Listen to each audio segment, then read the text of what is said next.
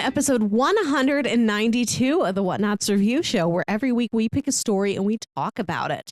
This could be a movie, TV series, anime, comic book, audio drama, all kinds of entertainment. We watch it, read it, listen to it, and then we come back here and we discuss it.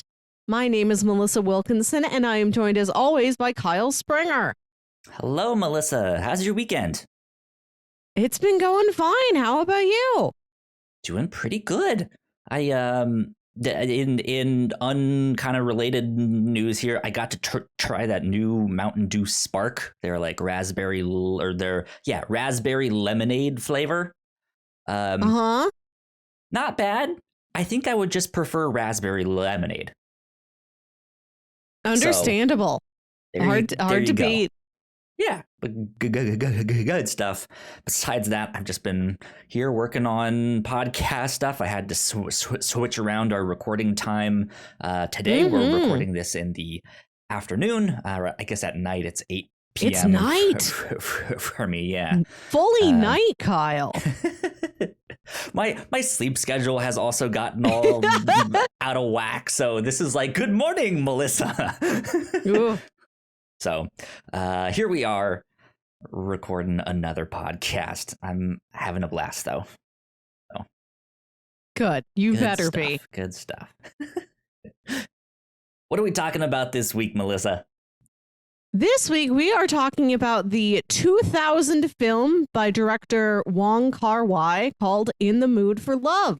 This is a Chinese film. And I thought I would pitch you a series of Chinese films last week to mark the beginning of a new Lunar New Year, the Olympics in Beijing, the athletes from many parts of China, many parts of the entire world. Right. We enjoy watching some international entertainment from time to time here on the show, and we'd never been to China before. Yeah, absolutely. I think that was a great set of pitches you did, and most of them were also romances. Because it's February and like we do our Valentine's Day stuff, right? So it's like 2 romances or 1 movie where we have to turn the Earth itself into a spaceship. Which I love sci-fi, so I guess it's just like a big romance love letter to the planet Earth. Like, Earth, don't die. We love you. We believe in you. Do you want to be a spaceship instead? You can be.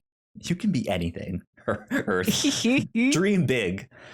But yeah, no, so I ended up picking In the Mood for Love.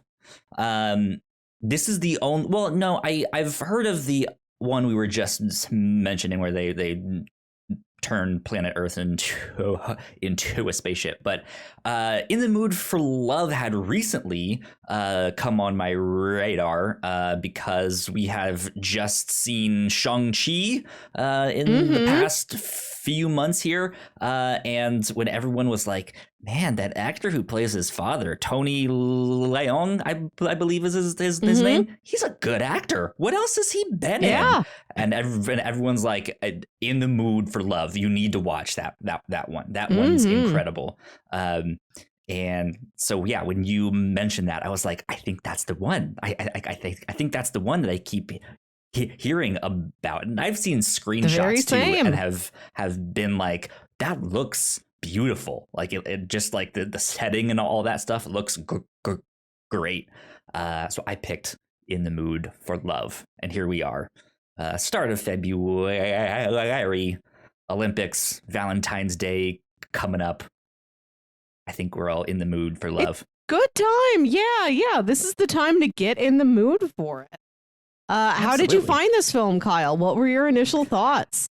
I ended up liking this a lot. It's not going to be on like my top favorite lists or stuff like that. I think it's more the like art kid in me enjoys this the most. Like it's very interesting the way like the choices that they made in this film, how they shot it, what the sets are. There's just like it's not stuff you would see in a typical film.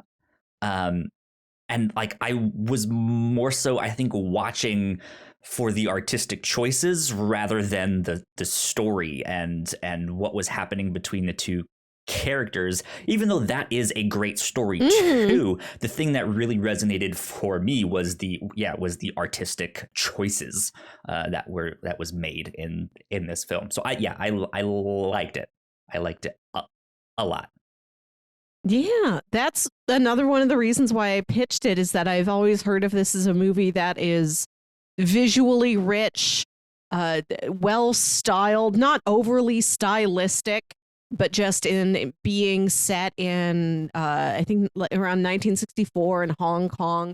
These beautiful, like brightly colored dresses of the time that one of the lead characters is wearing. Just the lighting and the use of color in the film. I've heard that it's just a visual treat for your eyes, even if the story itself may be tragic.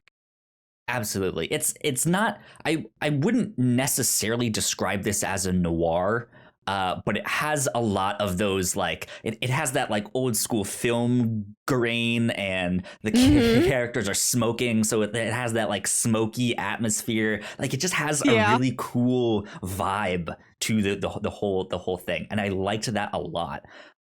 Just to see like how cramped everything felt, whether you were in the apartment or in that in the alleyway behind the apartment. Like I mentioned the sets just look neat from what I had seen from those pictures, but when you actually watch the film, that like there's not much variety in the sets. There's just it like the whole thing just feels small and cramped and tight. But just in a really interesting way. I know last week when we covered the first 8 volumes of a manga called Knights of Sidonia, my complaint was that like things felt so cramped and everything felt like it was cropped out of all of the panels on the page. Like this, it doesn't feel like that, because I'm seeing so much, and there is so much that is speaking up stylistically in having it be cramped, and it is metaphorical in certain ways. I'm just like, yeah, this is how you do it. Like, this is what I need that thing to be that it didn't have last week. So I liked this a lot. Good movie. I agree. The movie's very claustrophobic as a necessity, as a very key component of the story, and I was impressed at how claustrophobic it felt, how the set was designed, at how it was shot, how it was blocked. Everybody's always having to squeeze past somebody else to get somewhere. Yep. It does a lot. So the plot of the film, plot synopsis, like I said, this is set in Hong Kong, and I believe sometime in the 1960s. And in this apartment building, 2 couples are moving in on the same day, the Chans and the Chows. And over time, it is Mr. Chow and Mrs. Chan. Their spouses leave. And Mr. Chan is away on business. Mrs. Chow has to go look after her sick mother. And as these two speak to each other as neighbors, as they get to know each other better, they realize their spouses have both left them for each other. And now they're left as these two halves of these broken couples becoming closer and closer, more and more fond of each other. But they don't want to do what their spouses did. Even if they are long gone, they're like, we don't want to cheat. We don't want to stoop to that level. We may be in love, but we can't do anything about it. Yeah. It is this like star-crossed forbidden lovers that just met on accident. Not like, it doesn't feel fated that they met, but it is like they are the stuff that is left. They are the aftermath where I think most like maybe more Western dramas would focus on the ones that ran away and cheated. This one focuses on the ones that were left behind, and so they just happen to be there. And it's really, really interesting because you don't see the spouses that Mm. you hear their voices. And I think in like one or two scenes you see like the back of their heads or like their Yes. shoulders or something. Yeah. But that's it. That's all you see, and it just completely cuts them out of the film. And I found that fascinating. So What a touch. I loved that choice. That yeah, you never clearly see the spouses ever. You may see them like through a glass door, or foggy glass door, or like very distantly, or with their head turned or at an angle. You don't know the faces of these people who have left. Yeah. So yeah, I think if you're looking for a good kind of romantic drama that is on the more tragic side, this is a fantastic one to check out. I know I was reading on the Wikipedia page. Let me pull this back up here. In a 2016 survey done by the BBC, it was voted the second best film of the 21st century by 177 film critics from around the world. That's high praise for that. Like, holy moly. That's wild. Second best film of the 21st century. So yeah, this was a movie one you guys should check out. I thought it must have won an Oscar, but I dug into like best foreign picture Oscars, and it did not. I don't know why. I don't know what beat it that year. Who knows? What were we doing? Where were we? Well, this was made right in like the early 2000s. So 2000, yeah. Foreign, Kyle. I know, I know, but like that is what everyone was obsessed with at the time, was The Matrix. DVDs were brand new. Everyone needed a DVD player. Okay. He survived Y2K. The 2001 winner was Crouching Tiger, Hidden Dragon. Okay. So if that's the 2001 Oscar going to films of 2000. It went to another film of China. That's nice. There you go. There you go. Good stuff. Fun fact. Fun fact indeed. Fun. Well, let's take a quick break for housekeeping. And then when we come back, we will dive a little bit deeper into the film and discuss it some more. So we will be right back. We put a lot of hard work into the shows that we make, and yes, we make multiple different shows here at the Whatnauts, and we'd love it if you check them all out. You can find out more information on our website at thewhatnauts.com, as well as your favorite podcasting platform of choice. When you type in the Whatnauts, all of our shows will pop up right there. Just don't forget to give us a nice rating and review if you like the shows. If you want to support what we do here at The Whatnauts, patreon.com/thewhatnauts is the best place to do that. You can support us for as little as $1 a month. You can get all kinds of exclusive content at the $3 tier. You can also get a shout out and a thank you on all of our shows at the $5 tier. You can support us on Twitch by subscribing to our channel at twitch.tv/thewhatnauts. And we would love to have you all join us for our live streams and talk with us in the chat. And lastly, we have merch. If you'd like to grab yourself a shirt or a sweatshirt or a mug or something else, go to thewhatnauts.com/store to pick up some merch today. And we are back. A big shout out to all of our Patreon supporters, especially those at the $5 tier. So thank you to Sam. We love you a lot. We appreciate you. Thank you so much for supporting. Cool things that we have been doing here at the Whatnauts. On crossplay, there's been a lot of big video game news happening. Excuse me there. Lots of cool video games are just starting to come out. We've been talking about Pokemon Arceus. Dying Light 2 is out. Sifu is about to come out. I'm super excited for that one. So yeah, if you guys want to hear us talk about some of the latest video games, go check out Crossplay, our video game podcast. Also, on the captain's log, you and I have been discussing some ideas for a soundboard or like a meme board that we could potentially start to implement on the captain's log, maybe here on the Whatnauts or on the review show as well.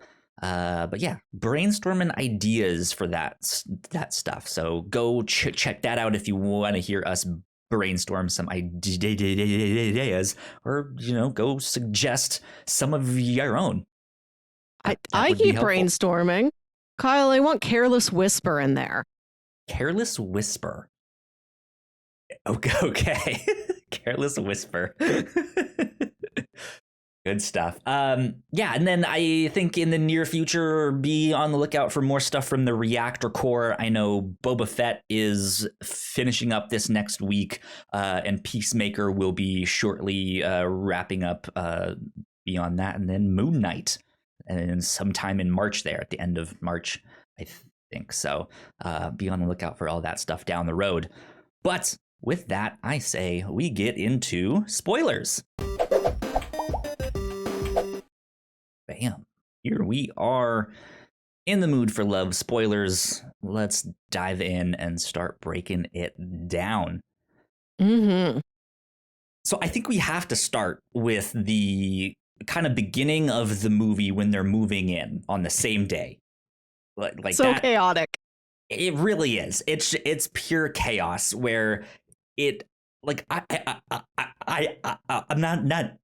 not even sure if I would call it an apartment building that they're moving into. Yeah. It seems like a single home that was built on top of some store or something like that, is like tucked away and upstairs, right? But they're renting the rooms of that house as like this can be your bedroom. Yeah, it is a little bit more like a boarding house, and there are they have other neighbors, there's communal spaces, there's communal meals, and that is part of the tension of the film, is that all of these neighbors are constantly around each other, constantly see each other coming and going, that they're worried that somebody will see them together. And I think at one point she stays too long at his apartment or like within his room. Someone and the neighbors unexpectedly comes in and they're like, all right, let's just party while we're here. And they're just like, well, we got to like stay inside during this whole party. Yeah.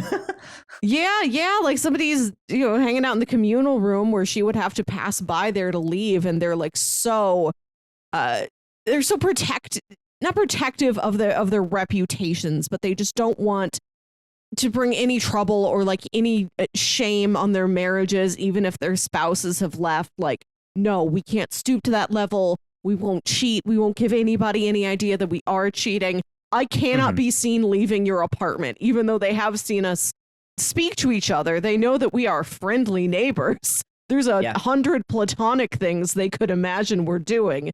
But if they imagine the one sexy thing, no, I'll stay here overnight, just like sitting on your bed, sadly. We'll take shifts. I'll keep the first watch.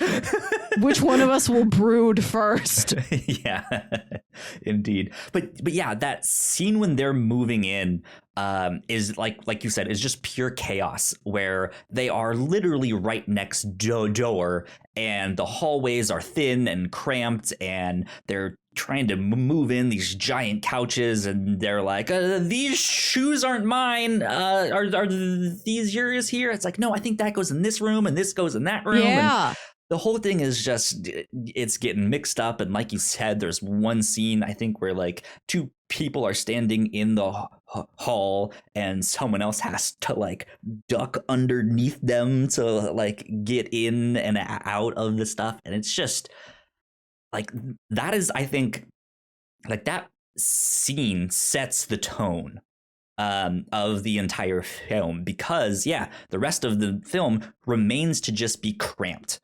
People just happen to be put together by proximity.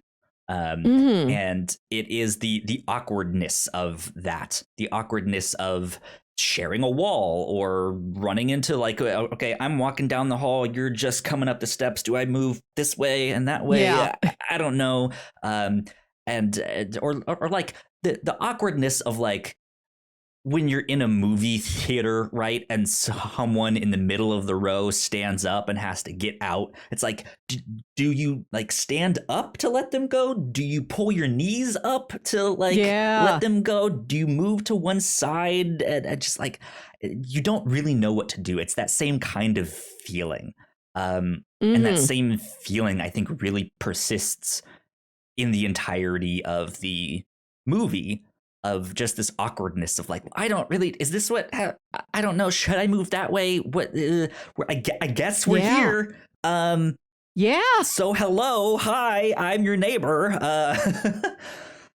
So yeah, I just like, I really, really like that scene, and just how much like you still don't understand what's going on or who's who yet. You still don't know, and it's just the whole thing is just like, I don't understand. It's just chaos. But by the end of the film, now looking back, I was like, that was a great scene. That was fantastic. So good stuff with that. And early on we get the like the brief, like I think we see the moment where Mr. Chen and Mrs. Chow would have like crossed paths. We never see like exactly how their affair is started. It seems like it happens very quickly. We don't know if maybe they knew each other from something else to begin with. Maybe that was part of, if there was some sort of secret plan for them to, both families, to move into this boarding house on the same day at the same time. I don't know. But yeah, everything kicks off very quickly. And you'll see like Mrs. Chow at her office, I think, like taking phone calls surreptitiously, and like, very quickly, like something is up. And our main couple, Mr. Chow and Mrs. Chen, they know it pretty quickly as well, which is just very sad. Yeah. The shock of finding out that their spouses have left them is not a major shock. Like, that's not a twist of the film. That's not the emotion that the film hangs on. That is understood. There's an understanding and a resignation about it fairly early on into the narrative. Yeah, it's more so figuring out like, well, what do we do next? Like, how do we address this? And I think a lot of the film, which gets into something else that was really interesting, is them kind of acting it out and trying to figure out what happened, or like, how do we practice when our spouses do get back? Like, I'm gonna have the conversation with them, like, do you have a mistress?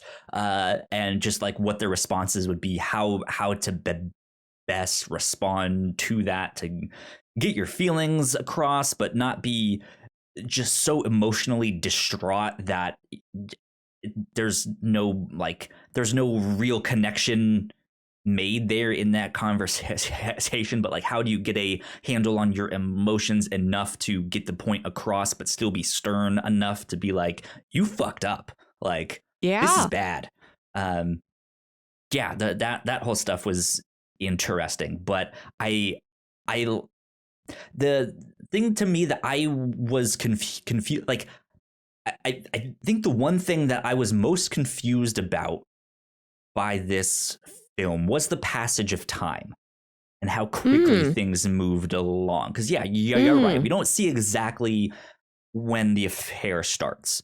We don't know if it was something that had been in the works the year before, or did they meet when they moved into the apartment, just in that communal space, or as one is walking out and one's walking in, or was this something that their businesses had? Like, did they meet through business? Like, there's no explanation. There's no stuff like that. But even when it's Mrs. Chow is the one that is staying behind, which one's which? here? It's Mr. Chow and Mrs. Chen, because at the beginning of Mrs. the Chen. movie, when the Okay. neighbors are asking her, like, "Oh, what's your name?" She says, "My husband's name is Yes. Chan." Yeah. Like, she doesn't Chan. even. Yeah. Okay. And like that might have Okay. been very common culturally at the time. I'm not sure, but it does really speak to her character. Sure, That she's yeah. like, my husband's name is this. She is. Yes. It says here in IMDb, their full names are well, their given names are Mo Wan Chow, and Su Li Jin Chan, but they're almost never referred to by given name. Right. Which I like. I like that even in the absence of their spouses, they are still a Mr. and a Mrs.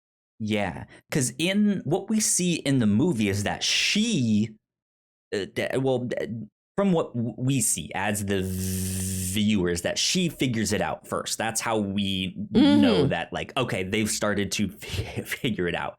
And then just in a conversation with this other guy, she has this moment where she's just like, okay, good, so you've figured it out too, like all of that stuff. And then that's kind of when they're like, well, do you want to get dinner and talk about this, because this is awful? Yeah.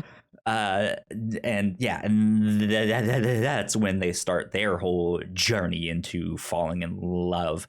But that, like, the passage of time in this film is kind of confusing, because I don't know how long were they at that apartment before they figured it out. How long were the spouses gone? Did they go on multiple trips? Is that why it keeps happening? Like, it's kind of unclear. I'm sure there might be a few smaller details in there that can clue you in, but at the end of the day, you get what you need, right? They're out of the picture, and that's it. Like, they're doing God knows who they're doing over there. But then, even after, like, when the two spouses that are left behind, when they start to fall in love, how long does that take? Like, I don't know how long that takes. Is that a week? Is that a month? Is that 6 months? I don't know. And then there's the, like, okay, well, once things kind of fall apart after that, and he goes his own separate way to Panama, I believe, or no, shit, no, where does he go at the end there? Panama, Cambodia, right? He goes to Cambodia. The movie ends in Cambodia, and I think because there's like two time jumps towards the end of the film, and in the first one, he's closer by. I think, like, it starts in Hong Kong. Maybe it is Beijing, but I think it was like another city in China, maybe. And then the movie ends in Cambodia. Yeah. Something like that. Yeah. So, but it's just this idea that, yeah, there are these time skips, and then she follows him, but he doesn't know she's there, but he does, but they keep missing each other. And there's this scene where it seems like they are back at their old apartment at different times, but maybe they were there at the same time, and just kind of once they saw one another in the window there, they were like, all right, yeah, this is not for us here. But yeah, I felt like if the film could do anything better, it would be to give me a better sense of time. How long is this happening here? You do get a couple dates in there, but not enough to really open me out. And then the only other thing that I will say that I not necessarily didn't like, but I guess didn't understand, was the real life footage of the, like, Cambodian queen and king in there, the, like, newsreel footage of them, like, stepping off the plane. Like, I guess I just don't understand the history of the country or all that stuff to understand what the significance was with that. But it felt like it had no bearing on the film and wasn't even useful for establishing setting. It might have some historical significance to its audience in China or in Cambodia, or it may just be like a time setting piece that we wouldn't get over here. Just like because we're not used to the history. Right. Like watching an old movie and then you just see like JFK on the TV or something. And it's not any sort of political statement. It's just like, this is from when he was in office. Yeah. 62 or before. But yeah, like I'm even wondering if there was some kind of like closing of the border so that he had made it into the country, and now something politically has happened, and even if she wanted to follow, they couldn't, or he couldn't go back. Like there might be something like that, but I don't understand the history that's happening there. I'm sure there's a lot of historical and cultural context that we're not aware of. I just looked at what are movies from China. I've heard this one's good, and it has good cinematography, nice costumes. Beautiful dresses. Let's watch the beautiful dress movie. Absolutely.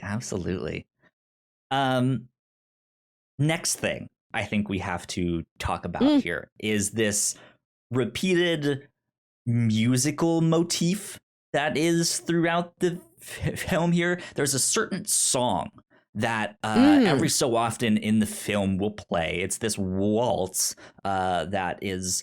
The music comes on, the camera seems to go in a little bit slow-mo, but not really. It is just these drawn out scenes that I feel like are there to more so establish like some kind of emotional connection, or it's just like it's almost like a training montage, but they're not training for anything, right? It's just like, okay, I don't really know how to describe it, except like the song is a waltz. Waltz is, of course, is also a dance you can do that's very, it's very fancy, right? It is kind of this romantic dance that you can do here. And so that's how I kind of saw that song and that repeated motif as this like, okay, they're doing the dance that is romance here, right? Whether it be them just passing in the hall or meeting at the noodle shop or getting coffee, or she hears from the coworker that he really likes this one food, and so then she goes and makes it, and it's like, oh, I just happen to be making this thing.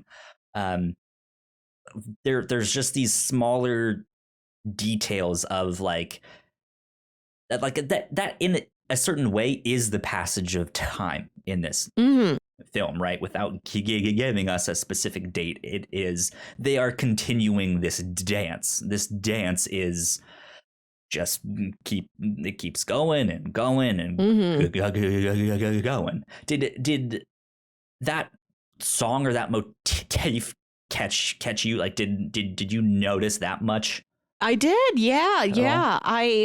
The slow motion stood out to me because it wasn't a perfect slow motion. It felt a little choppy, which might have... let's drop this down to like the 18 frames a second instead, Yes. And I don't know if that was intentional or if it was a technique of the time. I don't want to act like, before the year 2000, nobody had slow motion figured out.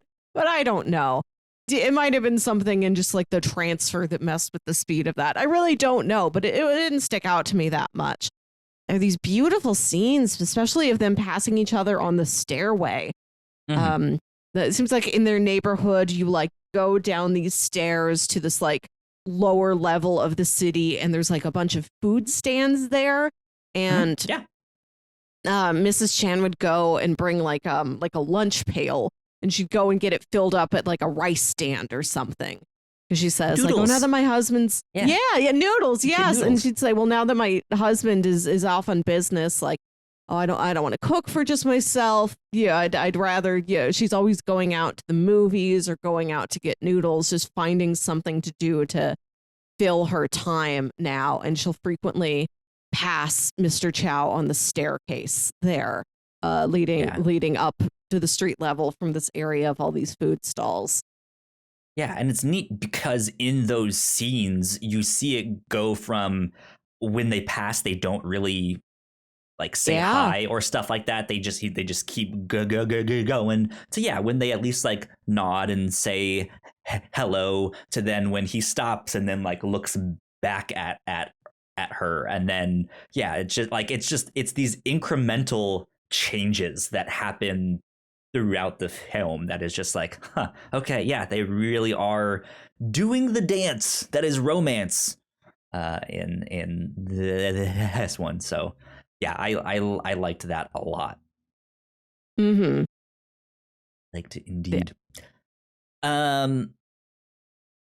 What else was I gonna say? We talked about it being cramped. We talked about the music. Yeah. I What want to about talk some of about the these? method. Go ahead. I wanted to talk about the method by which they not I don't think this is how exactly they realize their spouses are cheating on them, but it's Yes, how they make the information known to each other without saying, "Hey, my spouse ran off. I noticed yours did too. I think that might be connected." It's Mr. Chow sees Mrs. Chan with this purse and he says, "Oh, my wife's birthday is coming up, birthday or anniversary. I'd like to get her a purse similar to that. Do you want to go out to this diner and we'll like talk for a little bit? I can ask you about it." And this is a movie that really made me want to go to a diner. There's many scenes where they sit down to eat and it looks great. But he asked her about this purse and she says Seinfeld. that her husband got it for her and he got it for her on a business trip. It's from like Paris or something like that. You really can't find It's it just anywhere around Hong Kong. And he's like, yeah, actually, I think my wife did have a purse like that. Like the only way she could have gotten it is if your husband could have arranged it for her to have it. yeah, it's just when I got into those things of like, huh, why do they both have the same purse but different colors? That's interesting. Yeah, but they're not yeah, still I'm like. looking to, but he's But still being like, I'd like to give my wife one of those. Do they come in different color? Where did you get it? And then she is like, oh, you can't really get it here. You have to get it out in Paris. And it's like, huh. Well, my wife's never been to like this is all in his head, right? Of just like, well, my wife's never been to Paris. Like where did she get that? I got the impression that a lot of that had already been figured out. This was the scene of them like truly like drawing in the connective lines of things that they had feelings about to begin with. This is them like confirming suspicions. Yes. And at the end of the conversation, they're both like, absolutely. Oh, okay. So like they've just like confessed these worries to each other without overtly doing it without overtly accusing anybody's spouse or burdening anybody with this uncomfortable truth. Right. I think what's happening is them at the diner is them not figuring out that their spouses are having an affair. I think they both knew that. I think that scene is them figuring out that they're having an affair with one another's spouse. Maybe, yeah. And yeah, because after he asks about the purse, she basically has the same conversation, but about his tie. Of like, well, I saw that's right. my boss with the tie, and you have the same tie, but like that was a gift from like, yeah, it's just one of those things of like, huh, okay, starting to make sense now, right?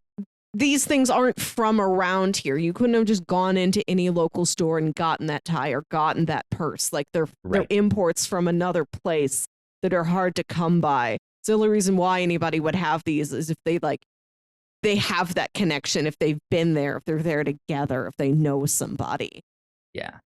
But I think one of my favorite scenes was then after the diner. And this is, I started to get confused, immediately after what happened in the diner because of the way they start doing this in the film here. They start reenacting. They start trying to put themselves in the other person's spouse's shoes to try and figure out how it happened.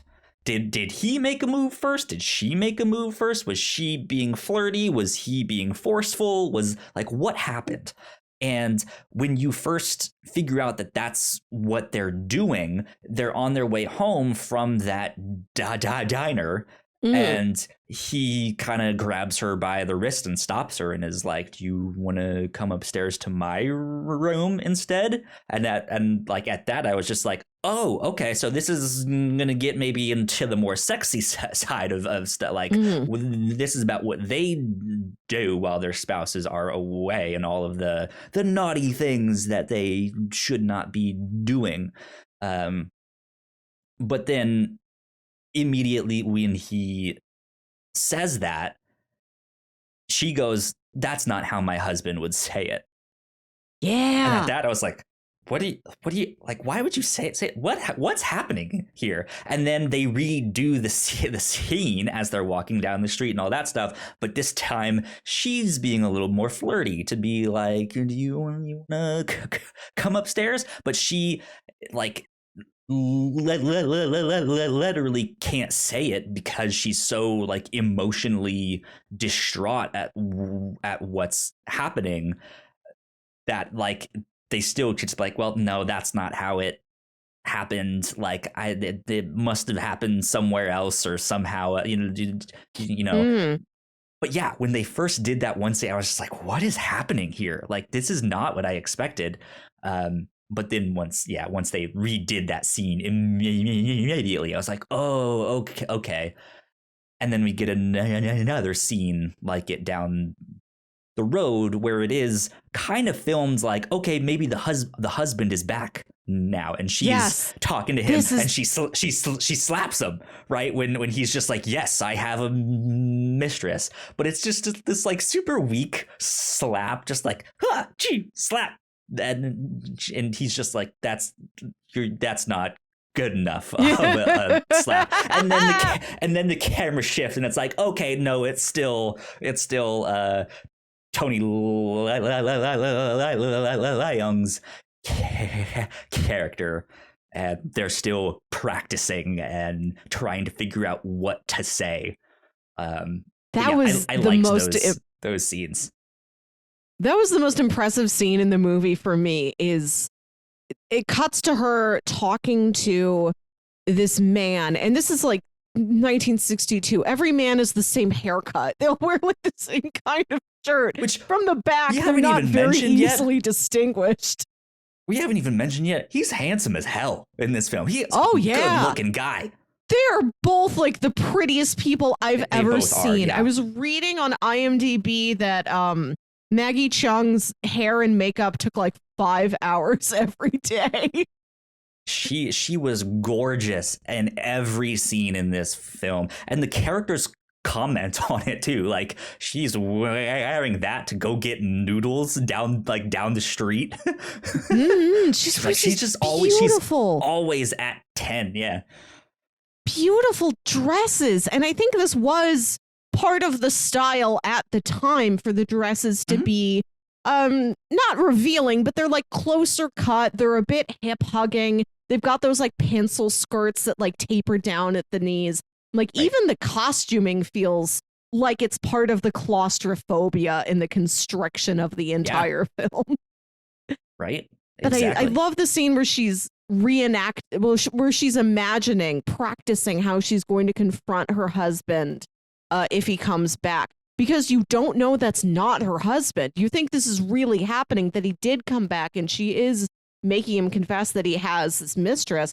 Because you don't recognize Tony Leung from the back, and he's just giving these short answers like, yes, no, why would you ask that? And maybe if you're more familiar with his work, if you've seen him more often, you're like, oh, that's him, that's his voice. But like, I didn't catch on right away because he's filmed from the back, and that is this movie's visual language for those are the cheating spouses. You never see their faces. So when she slaps him and he's like, you're going to have to do it harder, and the camera flips around and that's him, and they like practice with each other. Like they're so aware of how what they're doing can't last. It maybe shouldn't last. Maybe they kind of want their spouses to come back because that is the correct order of things. Their spouses are supposed to be there. Even if they do love someone else, it's like, no, the rules say we're married. We're supposed to be together. Yes. Yeah, come back here, face me. Let's go through this together. Let's figure this out. I want to have a say in this. Yeah. Yeah, so I love that the practice scene. I love it towards the end of the, not towards the end, but like, kind of towards the beginning of the third act of the movie, where he says he has been, he has to go work in Singapore or somewhere. He's going to have to leave. Like he's leaving next week. This is their last time together. He's never going to be able to see her again. And she starts crying. And he's like, no, like he says something like, that is how it's going to have to be. Not now, but someday it's going to have to be like that. Like they're doing all these dress rehearsals for this future that neither of them exactly want, but know like must come to pass in order for the rules to be played by, for justice to be set right. They keep doing this thing, having this emotional affair with each other, but they know like we shouldn't be doing this, even though I think the great tragedy of the thing is that if they told the truth to people, our spouses ran away with each other. In our grief discussing this, we have fallen for each other. I don't think their neighbors would judge them. I think they'd be all right, but they just have these morals, these principles that say, no, we must never do that. When it seems like nobody else is playing by the rule book that they're playing by. Yeah. Which is admirable, right? To be like, look, if this is to happen, we still have to get closure with our spouses first. Like that's what we need to do. Like there are certain steps that they need to take, and there is that line that they keep repeating that like we don't want to be like them. Like, yes. If this is to work between us, we can't do what they did. And just be like, all right, well, if you guys ran off, then how about we run off? Which also in the back of my mind is kind of like, what if that's what the spouses kind of planned? Of like, that's why they moved in together, to just like put them, like they parent trapped it kind of just like, let's just put them in the same spot here and maybe they'll fall in love while we go off because we've already fallen in love there. Yeah, we'll leave them alone. We'll leave them alone together. Like, we know we're putting them in a rough spot, but they'll have each other. They'll have somebody to lean on. Yeah. Right. How else would they be in that same apartment? Which, I mean, again, we don't know when the affair started or all that stuff. So it's just like, if this happened beforehand, being in that cramped apartment, how did they both hear about that? Well, so there's this connection over here. So that's how. And yeah, it just... I don't know. It's just like it leaves there is still so much mystery surrounding this film that makes it intriguing, but is also not the kind of mystery of like, well, I didn't find out anything that happened. Like, I'm just confused. It's like, no, that was not the story they were trying to tell. And they told you what you needed to know about that. But there's just circumstances, right? That's just like, interesting. Not sure how this happened, but it did. Weird. So there you go. Good stuff. Another subplot of the movie that I liked or that I thought was smart, I thought was valuable, is that Mrs. Chan, in her job as this businessman's secretary, he is cheating on his wife, and she is part of the arrangements of this. Like, she's the one juggling both of the spouses for him. Like, she will call the restaurant and make reservations for him to go out with his mistress, and then call the wife and say, "Hi, I'm sorry. Yeah, it's me from the office. I'm sorry to say we're all going to be working late here tonight. Don't wait up. Don't go ahead and have dinner without him. Bye." And she, you never see that she is conflicted about this or that she is judging him for it, but you know, just from all of her other actions and everything else about her character, that she will do it because she is asked, because that is her duty as an employee, maybe, that it's, you know, at least she will keep either person from... I was just gonna say that's also just kind of what happened at the time, right? For a woman to get that kind of job. Lots of context from the time, yes, and at least she's keeping the wife from finding out in a messy way. Like, maybe the wife just, this will all go away. Maybe the wife never needs to know. But yeah, seeing that juxtaposed with having her own husband run out on her and having her fall for somebody else's husband. And you know exactly why she's in the mindset that she is, because she's been stuck playing like a ranger, you know, for this businessman cheating on his own wife. Indeed. Yeah, I wanted to ask you more about the like side characters and stuff like that. I know we were just mentioning the boss. I think one of my favorite details in that whole subplot is, again, when she mentions her boss's tie, that she likes it. He decides to then change it before he goes out. They don't really explain it of like why he changed it exactly, but it does seem to be this like, maybe he wants to be like more flashy with his wife to like keep her happy, but then the mistress, like, he doesn't necessarily need to be as fancy with or something, because that's just the extra, right, on the side. So yeah, like I don't know if he was thinking in the back of his mind like, oh, if I wear this tie that's overly fancy, the mistress might get the wrong idea and might make it seem that I want to leave my wife, which I don't, but I do still want to keep it. It's just like subtle things in there like that, that I think really, really, really shines in this movie. I also kind of really liked the coworker of the one dude who always just wanted to go get laid at the brothel.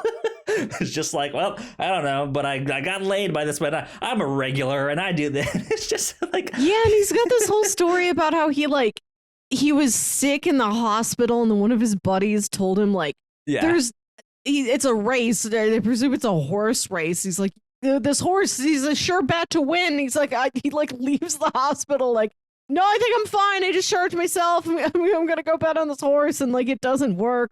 He used to go to Mr. Chow like $37. I know you're good for it. I know you have it. Yep. I was so stressed. Yeah, I went to the brothel because I thought they'd give me credit, but like my bill is coming due there too. Yeah. But then I think another one of those moments, like I kind of alluded to earlier on in the podcast, is just the fact that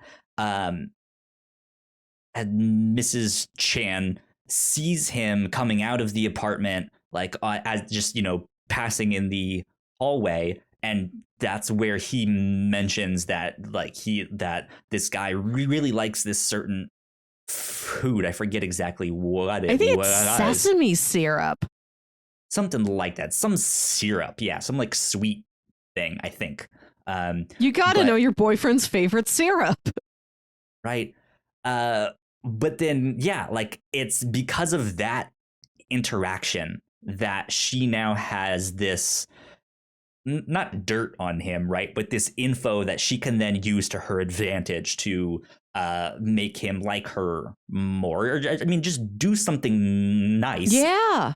But it's this idea of, yeah, she's at this point, she's kind of courting him and he's courting her, and they're just trying to spend time with one another. And yeah, when they meet on the stairs, she's just like, yeah, I just happened to be making some. Here you go. He goes, what a coincidence. I was craving this earlier today. Like, how did you know? Holy moly. This is amazing. And it's just like, it's small bits like this movie is just like, this is cool. Like they put a lot of thought in with this. So so much detail all over the place. Yeah, absolutely. One of my favorite other little subplots is that Mr. Chow works for he's a newspaper editor. And he talks about how he always wanted to write a serial story, like a kung fu serial story. Right. And at some point in the movie, like he goes from, I'd like to do this to, he's actually doing it and she helps him write it. She also used to be a fan when she was a kid and like has at least seen them. She goes to movies a lot. Like she knows how that stuff should play out. But she's also not a writer and doesn't want to be one. So he can like bounce his like, okay, she feeds him what ideas. About if I do this? Yeah. Then what does the sensei say? Yeah. Which is an interesting touch. I like that we got to see them like having a shared hobby, an activity they like to do together. And they're writing this narrative, like how they're stuck in this set narrative path of their lives where they're like, no, we must be these heroes. We must be these paragons. We can't do what the villains did to us. We can't, even though our spouses have already left us, we can't, there's nobody to cheat on. We must not cheat. Yeah. And they're going through, like, they write these scenes and then they have all these verbal practices and dress rehearsals for these future scenes in the narratives of their own lives, when their spouses might come back or when they might officially have to leave each other's company. Yeah. I liked it a lot. I thought the slow scenes of them passing in the hall or sitting down or looking out the window, like I thought all of those were fantastic.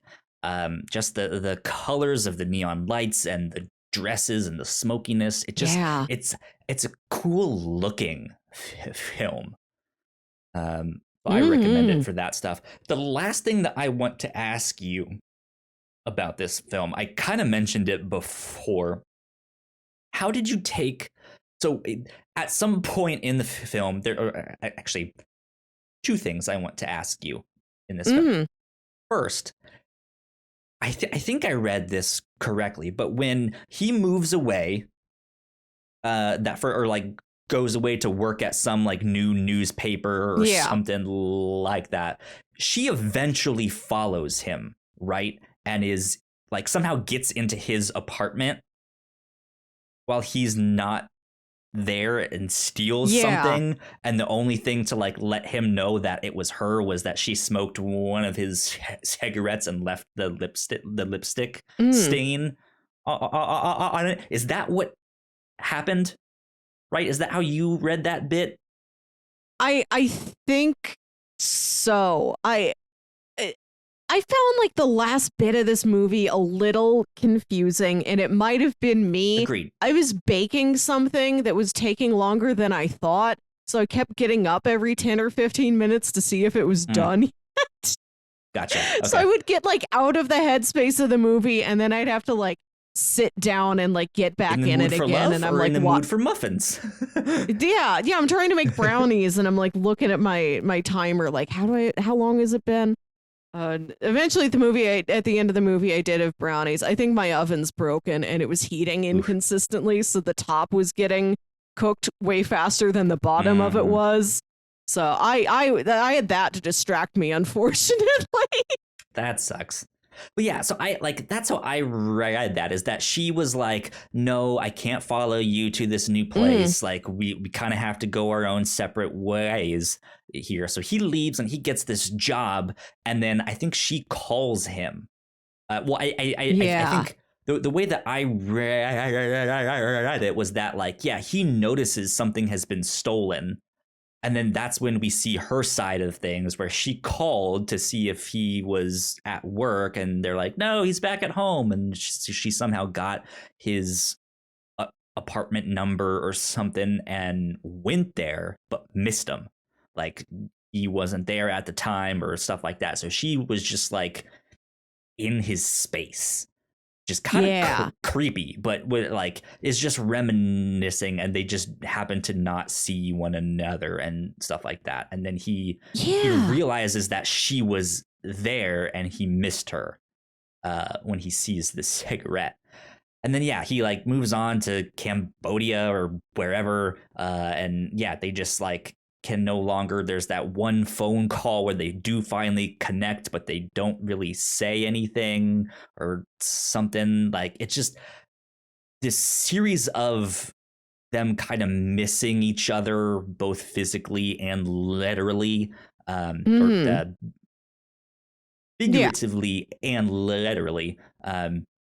And then him deciding to kind of go back and like, well, I wonder if she's still at the same apartment.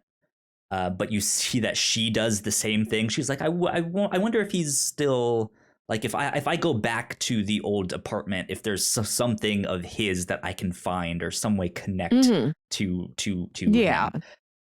And so then she's in this scene where I think she's in her old apartment or in like that communal kitchen space, something. And then she's looking out the window and I think starts crying.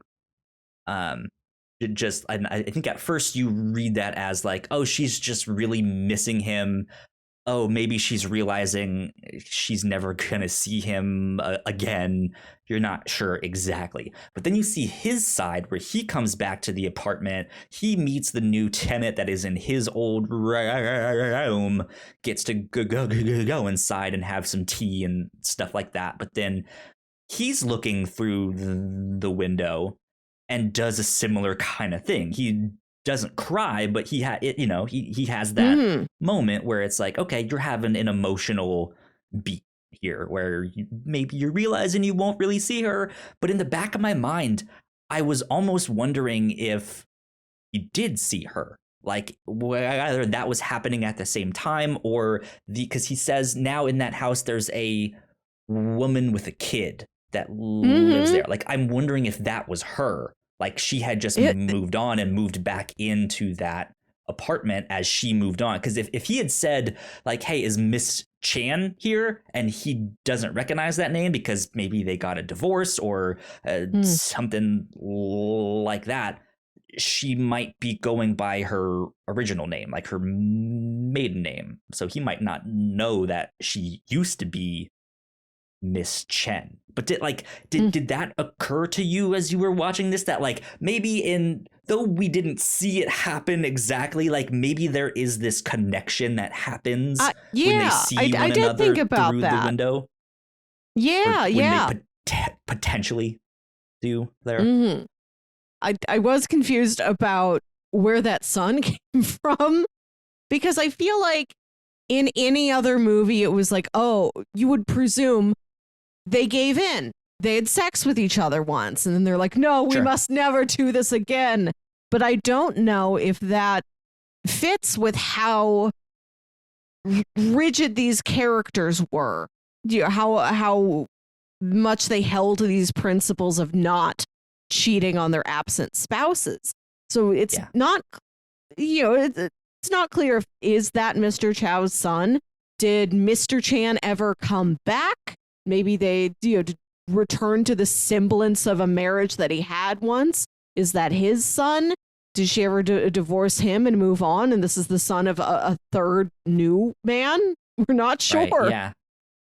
Who knows? Yeah. It's kind of like Inception at the end, where you just don't know, like the ending is just like, who knows?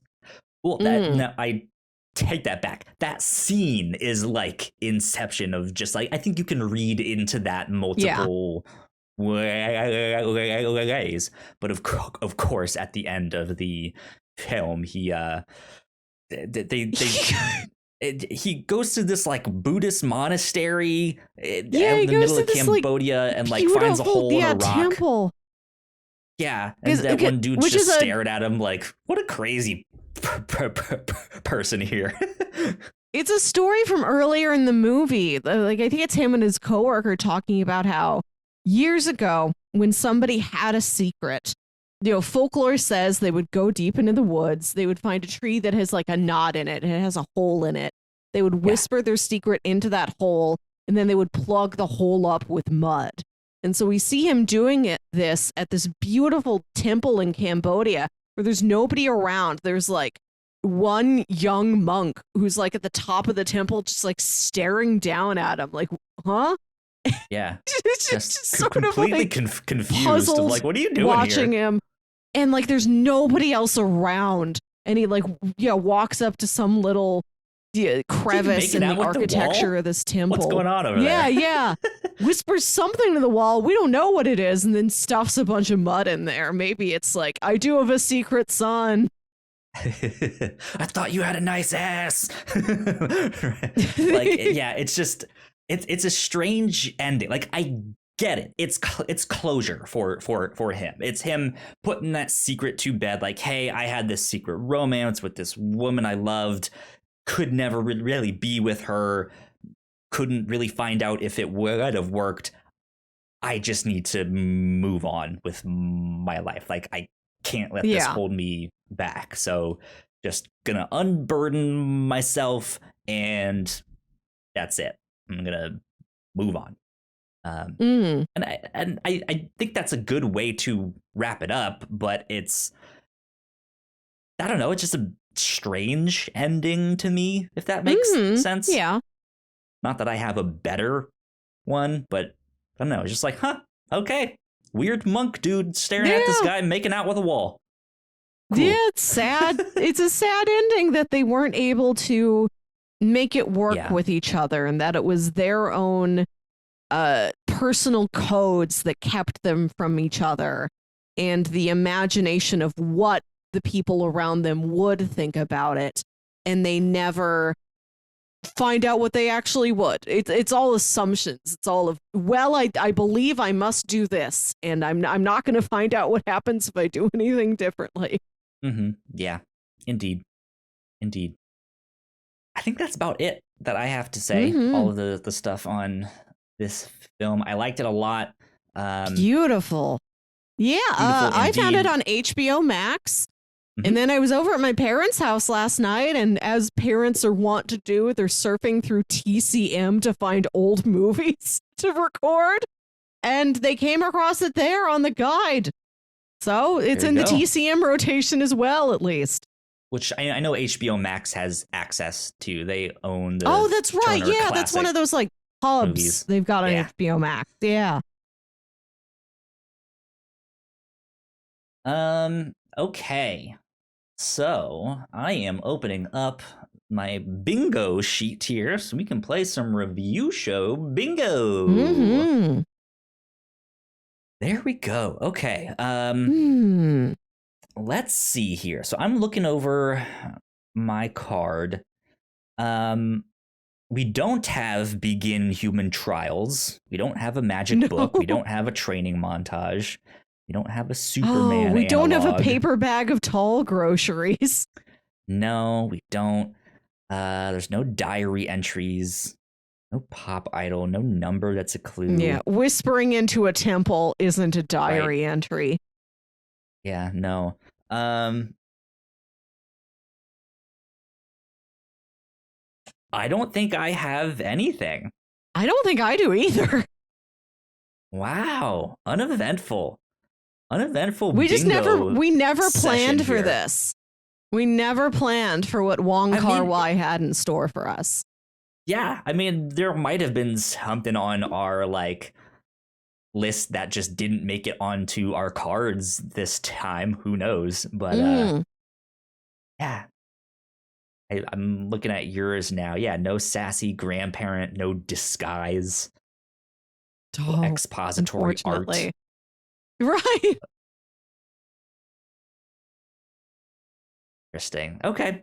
Yeah. Well, uneventful bingo session with that one. Oh, well.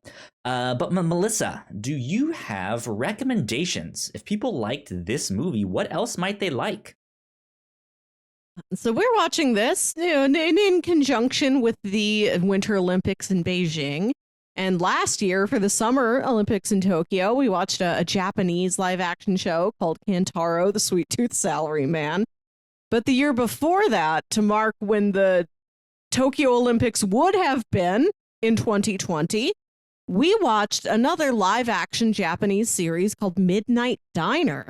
This is on Netflix, and it's titled differently, the pre-existing episodes, and then the episodes produced after Netflix acquired it. You'll see Midnight Diner and then Midnight Diner: Tokyo Stories. It's the same show. We watched this. We accidentally watched different seasons. I think I watched Tokyo Stories and you watched regular. Yep. Good old fashioned regular. But it is not exactly an anthology series, but it is about this diner that's open at night. And the chef is this mysterious man, and he's an excellent cook, and he'll make you anything you want. If he's got the ingredients in it, you can request anything that it's within your imagination for him to make for you, and he'll do it. And it's a story. It's all these stories about the people who come into his diner and different things that food will remind them of, or different places they'll be in their life. And they're like, oh, I'm having an argument with my dad. In happier days when I was a kid, my dad used to make this for me. Could you make that for me? And there are these beautiful little slice of life stories. Some of them are kind of funny. A lot of them do have this melancholy to them and this wistfulness of what might have been. And so I think tonally that show would be a good match for In the Mood for Love. Interesting. Yeah, absolutely. Yeah, and then that was my only real recommendation, but I did want to shout out the video series where I first heard of this movie. One of my favorite shows on YouTube is called Welcome to the Basement. It is on the Blame Society YouTube channel. It's been running for 10 years now. I think they're just about to start they just started season 11. And it's just these two guys who are big film buffs. One of them invites the other one over to his movie theater in his basement. Not a movie theater, but it's like, this is the dedicated film watching space of the house. And he's like, Ed, I want to watch movies I've never seen before. Maybe they're good. Maybe they're bad. I don't know. Every episode, twice a month, I want to watch a movie I've never seen before, and you don't know what it is until you get here and I pull the DVD out of a large envelope. Cool. And they're like 20, 25-minute episodes. They watch the entire movie. They tell you the entire plot. It's part like real smart film criticism and part Mystery Science Theater 3000 making jokes out of stuff. But their second ever episode was on In the Mood for Love. Yeah. Cool. Good stuff. Yeah. I think for me, I would recommend it's always hard for me to recommend romance stuff since I don't dip my toes into the romance genre all that much. I would recommend Nana. There's both a manga and an anime adaptation.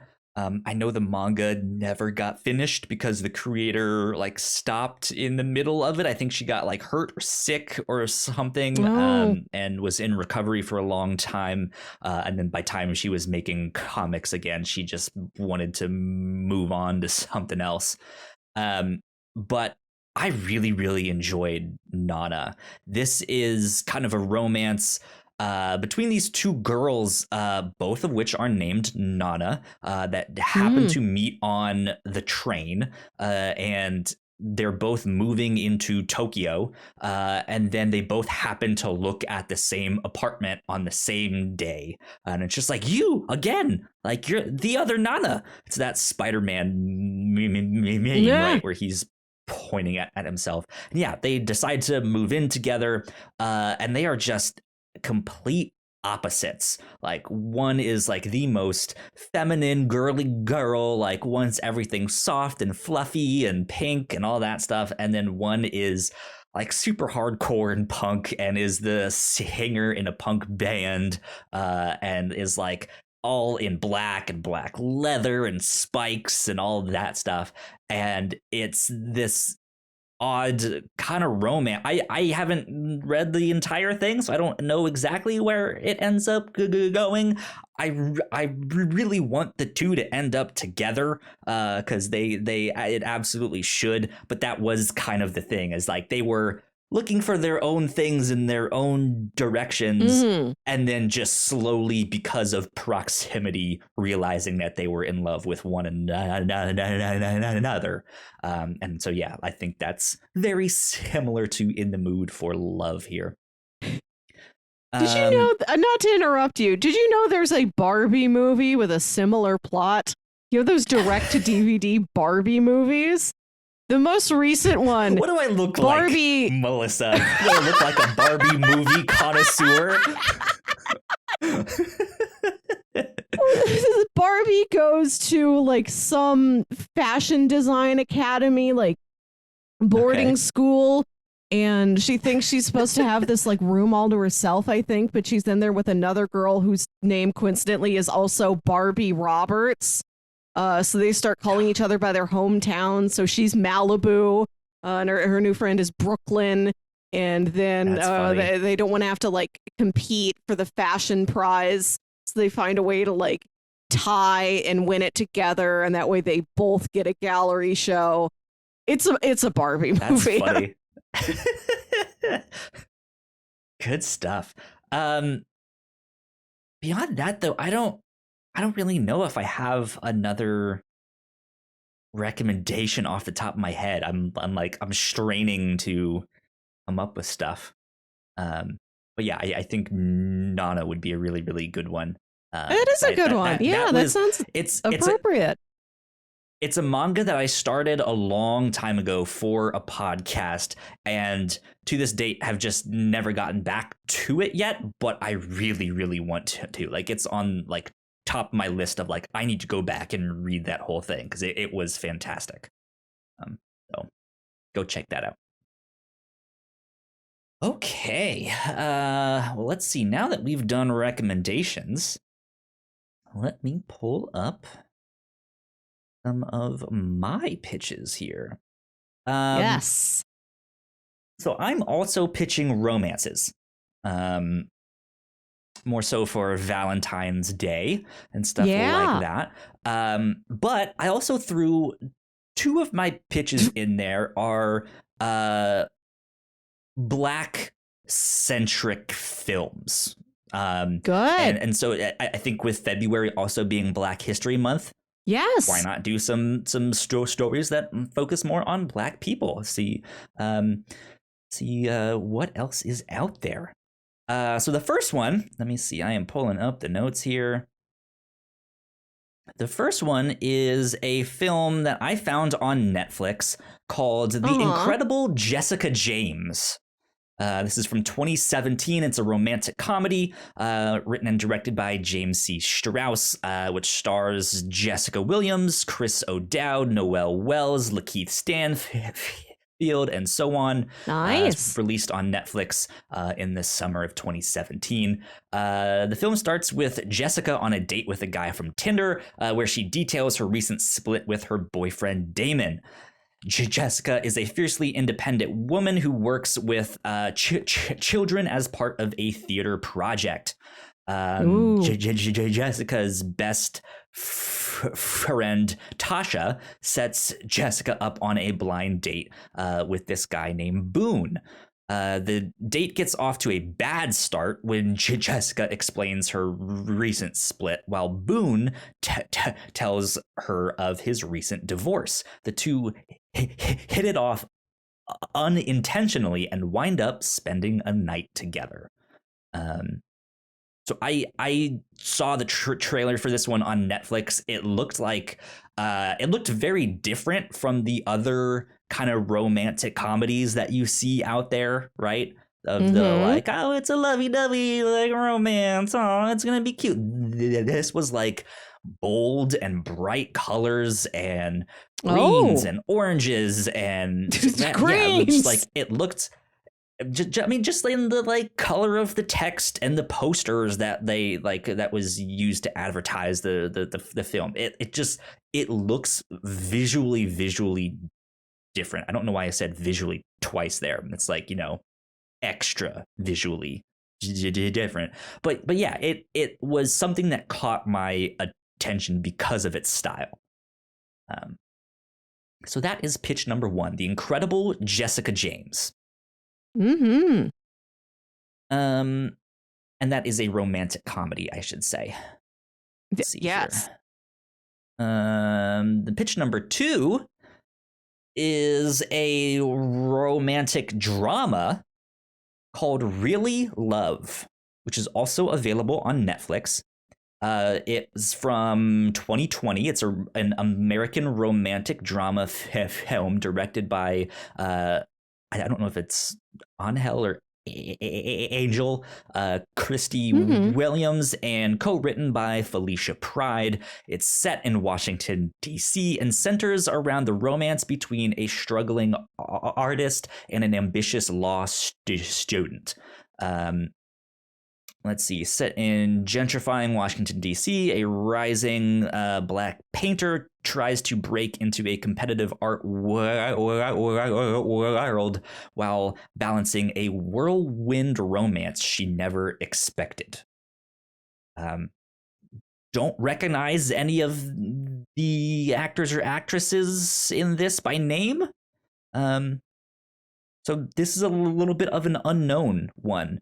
But I see here in the Wikipedia page, I just found this right now, so this is kind of perfect.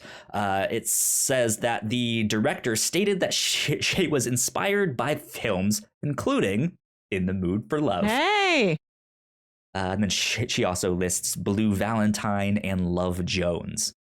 So there you go. Really Love. Pitch number 2. And then pitch number 3 is also a foreign film, and it's actually 2 films. It's the film and its sequel. 2 film and its sequel. We got 2 films for one, because I was gonna pitch the first one and then was like, oh, I also see the sequel is on here too. Why not just watch both of them? Let me pull up the IMDb page for this and see if it has a plot synopsis. This is an Italian film called Out of My League. And the sequel is Still Out of My League. Yeah, I do have to say, not to be confused with the 2010 film She's Out of My League, which I think is an American film. I don't know. It is simply Out of My League. I believe it's available on Netflix as well. But this is kind of an American drama, or not American, God, what am I saying here? A romantic comedy drama, just like an oddball, offbeat one is what Netflix described it as. And it says, Marta may be an orphan and she may be affected by a lethal illness, yet she is the most positive person one can meet. She wants a boy to fall for her, not just any boy, the most handsome of them all. One day she may have found her match. From what I saw in the trailer, it seems like she's actually kind of stalking this guy and trying to find ways to like convince him to fall in love with her, and is talking to her friends about him when he is like jogging by with a couple of his friends and like happens to see her and hear her again and just like, you again, like you're still on. So it seems like there's this like antagonistic, like, why are you stalking me thing here in this. And then I think the sequel is eventually, after breaking up with this guy, minor spoilers, moves on to someone else and tries to get them to fall in love with her. So I thought this one was interesting too, just because it was more of an oddball film. And I don't think we've watched an Italian film yet. We have not been to Italy before. No. On the review I show, looked up this movie. I Googled it.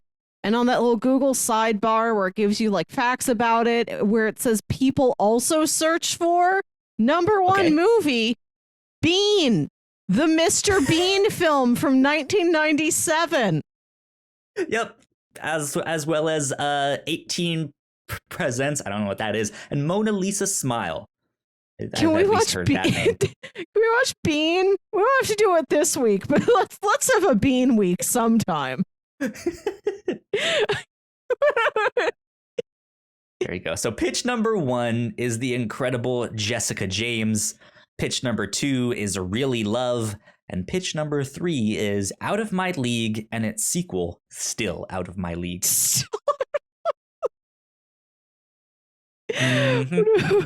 What a basic choice. They saw it and they're like, we have to go for it. Just add Still. I think that's how you automatically make the sequel to any film. Still in the mood for love. Yeah. Still the power of the dog. Dog still has power. Yeah. Oh God. So before you decide, I just have to read. So I scrolled down on the IMDb page for Out of My League, and it has a different story synopsis in the storyline section rather than what's up at the top. And this one says Marta's life sucks. Not only is she an orphan, but she's about to be unavailed because she's got a terminal illness. Marta's still got her V card, and she wants to lose it to the guy that makes her moist. She enlists the help of her 2 flamboyant friends, and together they go on a madcap romp of an adventure to get the guy of Marta's dreams. Fun family adventure of the year. Hold on, a romp that's also an adventure? When I was Googling the movie, I saw one plot blurb that said she falls in love with a specific boy while also being an orphan. During the state of orphanhood, she fell in love with one specific boy. God. Happens to fight crime while being an orphan. The tale of Batman. While being an orphan. I'm gonna go with the incredible Jessica James because it seems like the most overtly a comedy out of the 3 that you pitched me. In the Mood for Love had the coworker was pretty funny, but I could use with a comedy, you know? Sure. Yeah. I like the cast. Chris O'Dowd's always fun. Lakeith Stanfield, I never get to see enough of him. Stanfield. He's fantastic. I'm not familiar with this lead actress, but she looks great. Yeah. She looks very charming, and I like that she's into theater. She teaches theater to kids. I'd like to see the lead do that. That sounds nice. I like theater. So you may have actually heard of Jessica Williams. She's best known for her work as a senior correspondent on The Daily Show, and is the co-host of the podcast Two Dope Coeves. Oh, yeah. Well, I've heard the name of the podcast. Yes. I've probably heard her guest on another podcast before. Yeah, it says she appeared in the sequel for Fantastic Beasts and Where to Find Them as Professor Eulalie Hicks. Is that how you say the name? I don't know. But yeah, he's been in a few things. Looks like she was also in Booksmart. Hot Tub Time Machine 2 as herself. Wow, that's a credit. To be a Hogwarts professor and also play yourself? Apparently she was on an episode of The Twilight Zone. Oh, that's good to hear. Haven't seen that yet. Stuff like that. So there you go. But yeah, now that I look at her, I do remember her from Booksmart now. Yes. Yep. Cool. Good stuff. So yeah, that's what we will do this next week. The incredible Jessica James, available on Netflix. You guys should go check that out. I'm excited. I think this one looks neat. So good stuff there. Melissa, where can the people find you on the internet? You can find me on Twitter and Instagram at Wilkywit. That's WILKYWIT. And listen to my other podcast, Saturday Morning Obscurities, show where me and my brother Jams talk about weird old kids shows you feel like only you remember. You guys can find me at Yo Kyle Springer on Twitter. And if you guys want to stay up to date with all of the stuff that we do here at the Whatnauts, we are at the Whatnauts on Twitter, as well as TikTok, YouTube, OnlyFans, Bumble. I don't know. Buy us on Zillow. Live inside us. We've got a pool. Indeed. So if you guys go like, share, subscribe, help spread the word, that would be great. If you cannot support us on Patreon or do not feel like it, a great way to support the show would be to go leave us a kind rating and review wherever you get the podcast. That would help us out a ton, especially if you got nice things to say. But yeah, that is about it for this week. We will see you all next week then for the incredible Jessica James. Bye, guys.